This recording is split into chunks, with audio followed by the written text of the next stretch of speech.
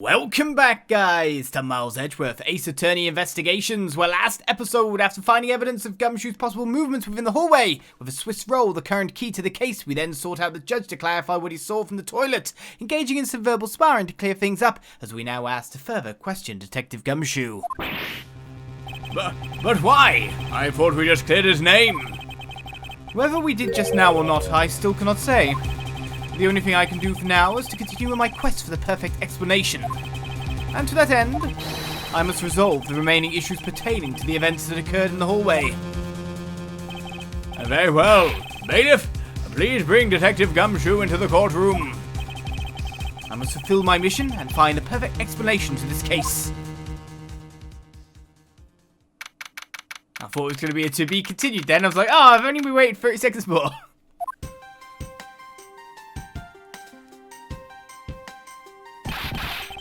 What is it now? Is it time for my trial already? I've already told you a gazillion times, pal, I didn't do it.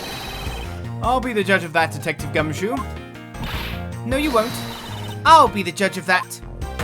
No.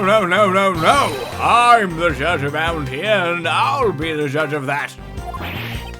Why can't you guys be a little less judgmental? Yes, well, speaking of hasty judgments, Detective Gumshoe, I'm afraid I must apologize for an error in judgment on my part. Your Honor, I don't believe you should apologize just yet. We have yet to prove he is completely innocent of this crime. I guess so. What are you guys talking about? In any case, I would like you to testify as to your actions while you were on guard duty. And please remember, you are not on trial. This is all just a part of the investigation. As such, you may still be found to be innocent. However, if you should give false testimony... Yow! My whip will object loud and clear. If you are found to be lying, you will be held indefinitely. Understood? I got you, pal. Thinking back on the state of the crime scene and the judge's testimony, it's obvious that Detective Gumshoe is lying. And if I can't break his lie, then we may never get a break in this case. While I was on duty, I came down here to get this courthouse on Detective Bad's order. As soon as I got here, he ordered me to stand guard in front of lobby number 2. From that time on until I heard the gunshot, I was in that hallway the whole time. I was going to say the gumshoe. On my honor as a detective, I swear it wasn't me, pal. When you were in yourself, he's still singing the same tired tune. In that case, I'll just have to change the melody. I know he's lying, and it's time I pulled the information I need out of him. While I was on duty indeed. I came down here to this courthouse on Detective Bad's orders. Hold it! So was it really Detective Bad who called you down here? You bet it was, pal. I was left in charge of the precinct while everyone was out, and this call comes in. I want you down here in 1 minute flat, he said. Well, I thought this was my big chance, my first case, so I made a mad dash down here. Although, I couldn't exactly get here in a minute flat. So how long did it take you? About 10 minutes, I guess. And what was Detective Bad doing when you finally made it? He was waiting for me down the first floor on the entranceway, pal. As soon as I got here, he ordered me to stand guard in front of lobby number 2. Hold it! And by he, you mean... Detective Bad, of course. And this being my first time at this courthouse, he also walked with me up to the 3rd floor hallway in front of the defendant lobbies. Did you meet anyone along the way? Well, just as we entered the hallway, we ran into Miss Yu. When he heard from Miss Yu that Mr. Faraday was not to be interrupted, that's when Detective Bad told me to stand guard in the hallway, pal. So far, Detective Gumshoe's testimony is matching up with Detective Bad's. From that time on until I heard the gunshot, I was in that hallway the whole time. Hold it! You claim to have been in that hallway the whole time. However, is it not a fact that you did something while you were in that hallway? Of course I did something. I guarded the door to lobby number 2, pal. What else? Very well then. And what exactly does guarding that door entail? Well, to put it simply... Oh, I know, it's my job to stand in front of the door without moving an inch. Oh, Detective Gumshoe, you mean to tell me that you didn't take a single step away from the door to lobby number 2? Is that really what you wish to testify to the effect of? You got it, pal. I didn't take a single step away from that door, just like I was ordered not to.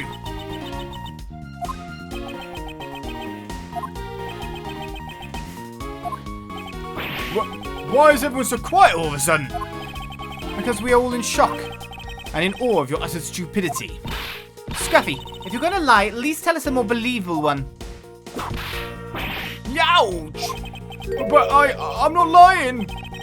You should hurry up and bring this insipid testimony to a close. Until I heard the gunshot, I didn't take a single step away from the lobby number 2 door. Is that a new statement? I don't know. But we know he didn't. I think that's a new one. That's the same statement. I'm really confused. Maybe it changed. But we know he didn't. And Edgeworth has said let's bring an end to things. So we know very much the Gumshoe used $5 for a Swiss roll. $1 for a little girl. Objection! Pull it together. 2 Swiss roll. I have an objection. What is it, pal? Detective Gumshoe, I wonder if you might recognize this from somewhere.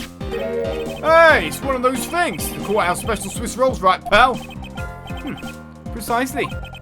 In that case, I suppose that you also recall the studied hallway bench. Hey, you know what? I think it was probably me that did that.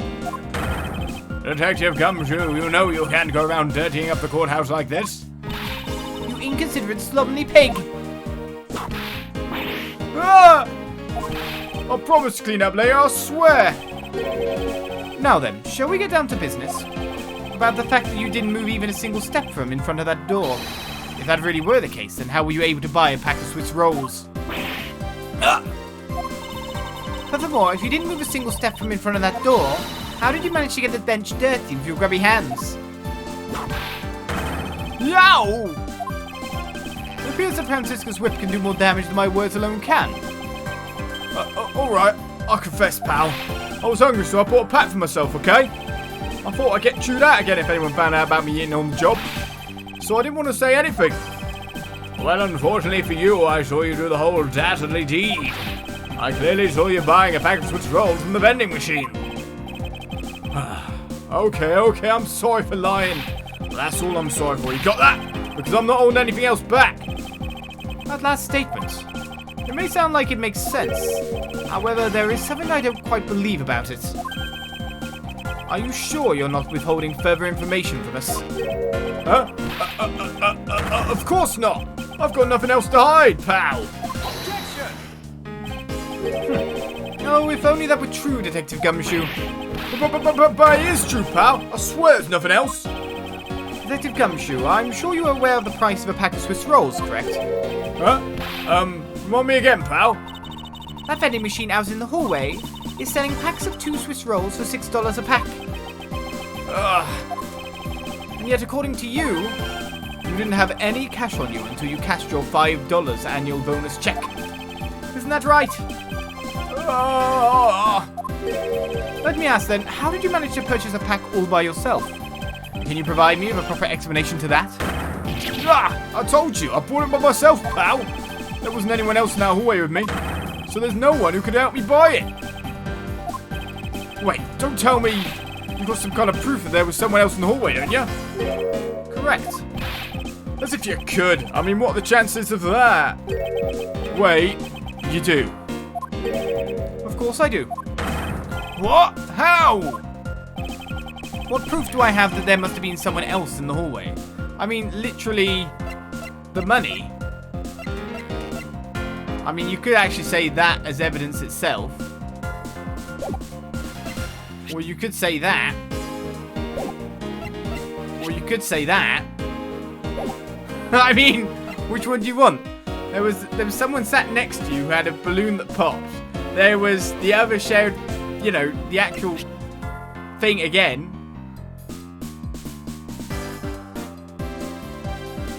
And then there's just, you know, this that proves he didn't have the money to buy it otherwise. I guess the fact that the other Swiss roll was dropped. We'll go with one of the 3. If we get some penalties, I don't care. Take that! Hey, You showed that to me not 2 seconds ago, pal. Ah, I think you're under the mistaken impression that I bought this pack of rolls. Wait, if you didn't buy it, then that means she must have stolen it, you thief. What? I would never do such a thing. All you liars are the same. You start out as thieves. You're under arrest, pal. I believe you meant to assert that all thieves start out as liars. And in that case, what does that say about you, Detective? Ah! This particular Swiss roll was dropped by a certain someone. Oh, There were 2 rolls in this package. You ate one of them, but you then gave the other one to a certain other person, didn't you? no way, pal. You got it all wrong. I ate both of them. It's not yet time for the balloon, then. Yeah, don't kick me in the anus. It would appear that we've caught you at last. Hey, don't you dare do anything bad to that girl. It would appear that they do know each other after all. So why do you continue to come up to me and kick me? Have I wronged you somehow? I have a name, it is Kay! Kay what? Kay Faraday! Faraday. Are you perhaps Mr. Faraday's daughter? I'm not a you, I'm Kay! Kay. You know, good little girls don't kick other people. Especially not hard enough to leave big nasty bruises like the way you do. Well then you shouldn't have put Gummy under arrest, mister. Gummy? My cat says she's talking about Detective Gumshoe. What a cute nickname you've given him. Gummy didn't do anything wrong. Kay. It appears that I will need to speak with her in a bit more detail. Ah! Okay, I guess we're speaking to her. Don't kick me in the butt. Or the front is the problem this time. Now then, Kay. She's like a stray cat. I wonder if I should feed her something. What, the Swiss roll? You're kidding. I mean, also the thing about her being like a stray cat, hopefully she's got a mum somewhere, because otherwise she actually kinda is now, which is a horrible thought. Take that! Okay, I promise to give this to you if you calm down. Oh, Swiss roll! That's kind of cheating, because it's already hers. It really belongs to you though, doesn't it? Yeah, I was saving it for Daddy. Oh my! Your father. He's... Ah! Don't you say another word, pal. She doesn't know yet. Thanks for watching out for me, Gummy. But I already know about Daddy. I overheard the guards talking. About how he's not here anymore. I'm sorry. I'm sorry I couldn't protect him. Kay. I'm not gonna cry. I'm not gonna... cry! It's alright. Let it all out. Your father just passed away after all. I myself was also involved in a case in this courthouse when I was a young child. Wow, what's the thing with this courthouse leaving loads of children without parents? What the hell? This courthouse is cursed. A case in which my father, who was a defense attorney, passed away. All of my dreams of becoming a lawyer were crushed into fine ash on that nightmarish day. Even now, the wound festers deep in the depths of my soul. Ever since that incident, I've dedicated myself to locking away every criminal I can. And now, to have this happen right in front of me. This child, I feel a certain shared fate, a common bond between us. Miles Edgeworth, what sort of gentleman are you? Are you going to just stand there and watch a lady cry? Ah, you're right. Sorry about that. Okay. Here. How about we use this handkerchief here and dry your little eyes?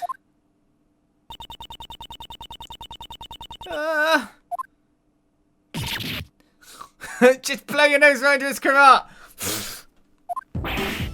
No! My cravat! Don't blow your nose on that! I feel better now. Thanks. Oh, that's a thumbnail if I can use it. Depending if it's got a text box over it or not. Okay. Are you going to be alright? Yep, I'm already alright. Somehow I highly doubt that, but I'm not going to push it. I promised Daddy I'd never cry in front of strangers. And you're a good kid, aren't you, Kay? You always keep your promises, right? That's right. Even if I can't see Daddy anymore, I'm still going to keep all my promises. You're a very brave girl, Kay. You're a very good child for keeping the promises you made to your papa. I'll even testify that you didn't cry, just for you. Thank you very much, lady. Ha! It's nothing. I'm only telling the truth after all. It would appear that because her father was a respected prosecutor, Francisco is sympathetic to Kay's feelings. Let's ask about your father. Kay, what kind of person was your father? Daddy was a hero of justice. His job was to catch all the bad people in the world. So you were prosecuted as a hero of justice, huh? I suppose we are in a sense, as we are the ones who seek guilty verdicts for criminals. Plus, you know what? Whenever I came to the courthouse, Daddy would buy me my absolute favourite treat, Swiss rolls. Oh, I want to be a hero of justice someday, just like Daddy. So I've been working really hard. I see. And what have you been working hard on? I've been working hard to keep all of the promises Daddy and I made together. A promise notebook? May I take a look inside, Kay? Sure, okay. It appears to be an exchange diary of sorts between father and daughter. Mr. Faraday's writing conveys a sense of the kind of man he was. This little notebook just might come in handy later. Ooh, I want to read. Seems a bit personal, though. Thank you for showing it to me, Kay. Well, showed it, so let's have a look at it. Check. Kay's promises to Daddy. Promise 1, never take things from a stranger. Promise 2, never go anywhere with a stranger. Promise 3, always greet people with a smile, even people you don't know. Promise 4, never cry in front of strangers. Promise 5, always try your hardest to learn about things you don't understand. Hey, it's a good promise. Daddy's job is to make sure everyone follows the rules. Kay, be a good girl and promise you'll keep your promises to me, okay? Love your Daddy. Okay then.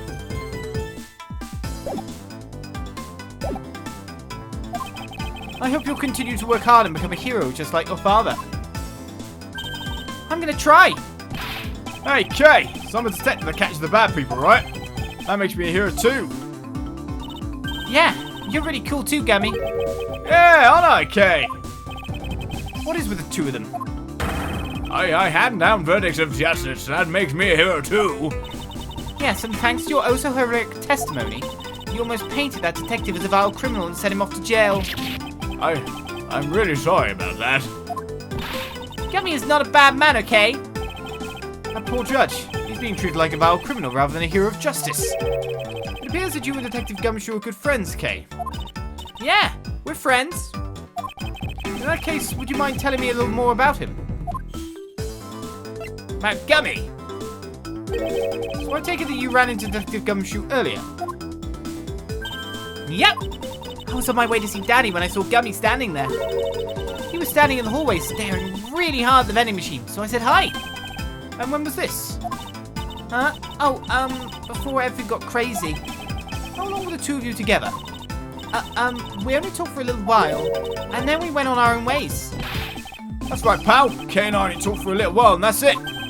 Oh, which means we have now confirmed that Kay was in the hallway during the recess, isn't that right? You got me! I told you to stop picking on Gummy, mister. Very well, then. I'll just have to speak with the good detective in private later. Swiss rolls! Were you the one who brought this pack of Swiss rolls, Kay?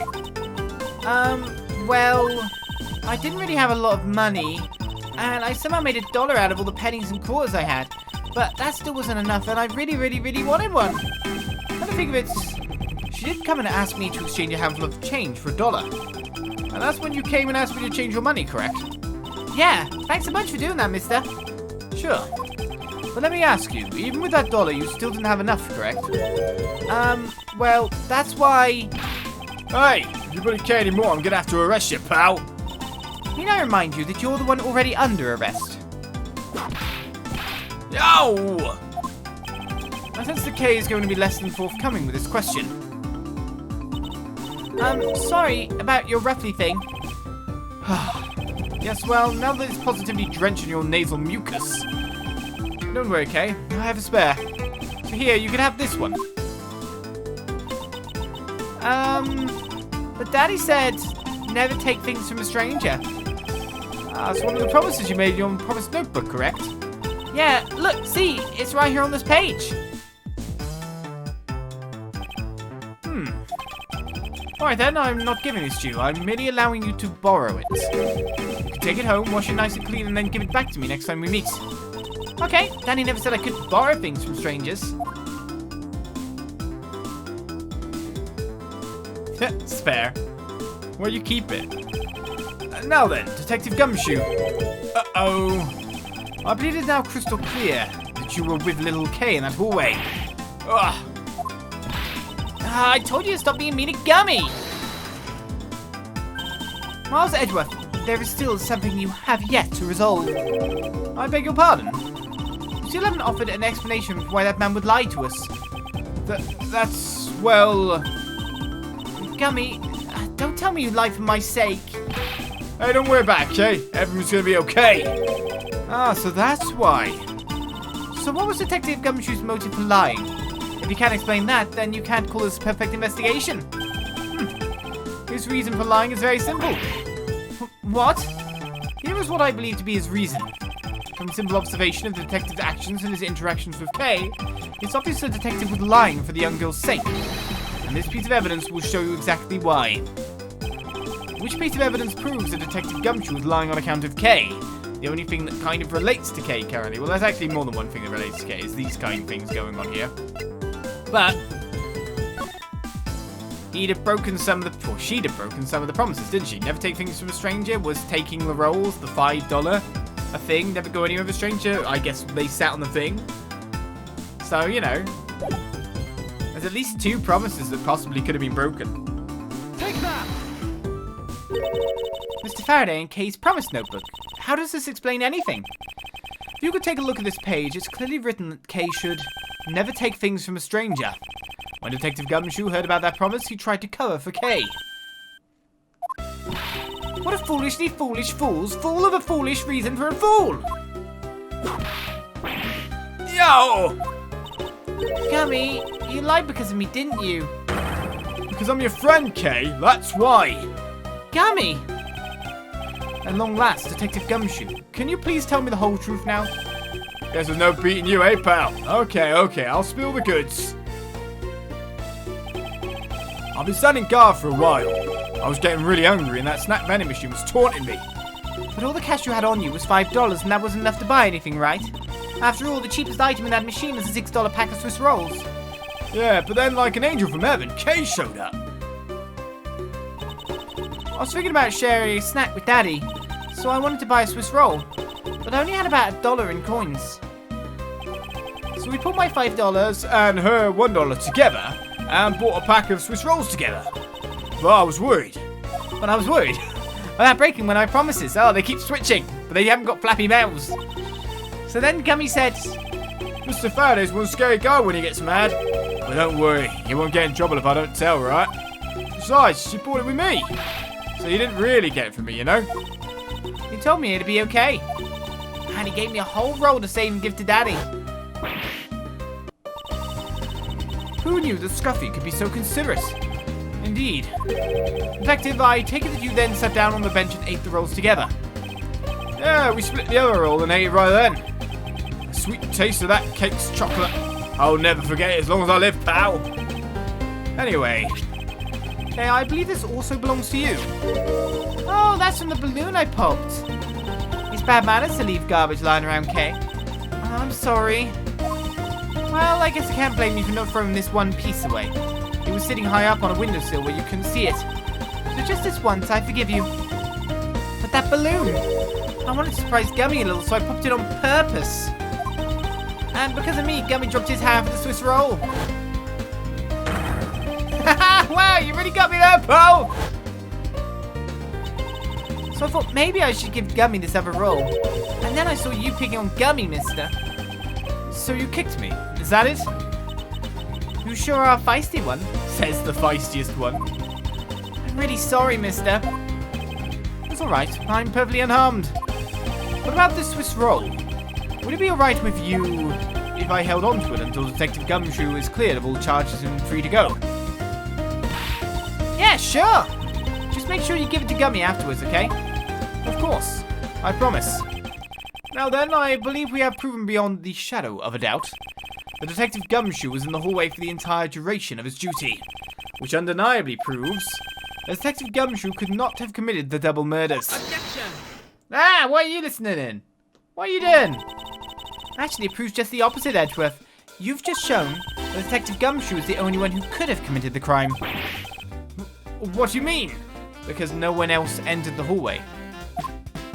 It was quite rude to eavesdrop, Miss Yu.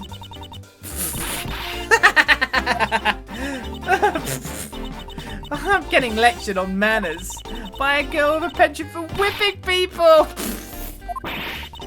What? How dare you talk about with such insolence?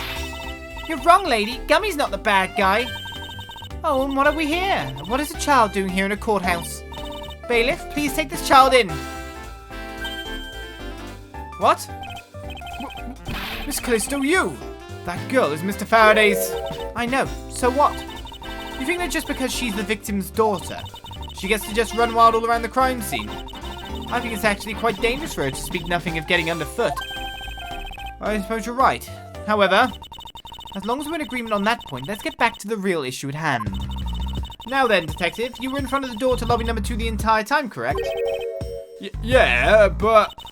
You see, isn't it obvious that it could only be the detective? He is the only person who could have gone into lobby number 2 at the time of the murders. Ah! I have no counter-argument to that. Don't worry, I've already put in the necessary paperwork for his formal arrest. Ah, but the investigation is far from over. Oh, that's right. I was going to speak with you about that. Don't you think it's reckless to talk to the suspect out in the open without a guard? Ah, I suppose it is. Well, as someone with more experience in law than you, allow me to share something. Always keep a good eye on a criminal, or you may regret what comes of your negligence. Oh, Miles, I can't believe you're letting this woman lecture you like this. This is unforgivable as a disciple of Karma. Down, Tigress. And now then, I'll be looking forward to the results of your investigation. So, we're back to square one. Actually, this is our last chance. I can tell that we failed to solve this case. Detective Gumshoe will be formally charged under all of the circumstantial evidence. This investigation is not over yet. There's still one location we've yet to inspect. It's where Detective Bad and Miss Yu were at the time of the crime. Lobby number 1. And so we go there. Next time on Miles Edgeworth, Ace Attorney Investigations. As our jingle plays us out, let's investigate, because what we've really done is shown up that only one person could have entered. However, the windows being open and all that, they interest me. The gunshot was far away. Was it definitely that gun that shot the... we never got, all the forensics.